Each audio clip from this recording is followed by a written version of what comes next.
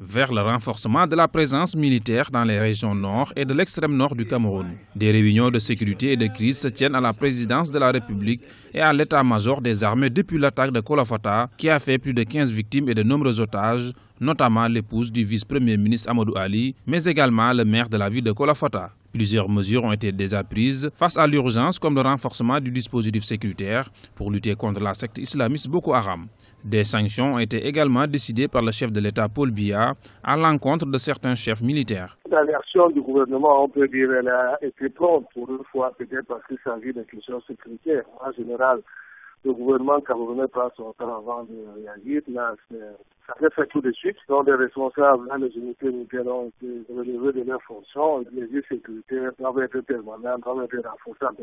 Maintenant, il y a effectivement une menace sérieuse avec ce Boko Haram là, dans la partie septentrionale du pays.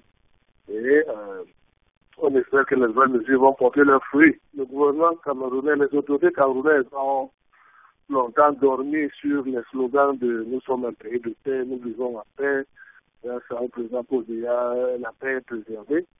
On a passé le temps à claironner ces chansons-là.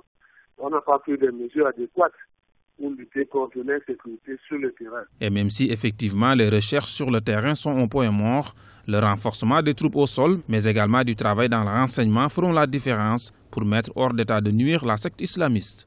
Au niveau des recherches, on n'a pas plus d'informations que cela. Je crois que les recherches se poursuivent. On en saura un peu plus dans les prochaines heures et peut-être dans les prochains jours. Les groupes armés terroristes n'ont pas plus de moyens que l'armée camerounaise ou la police camerounaise. C'est un problème d'organisation.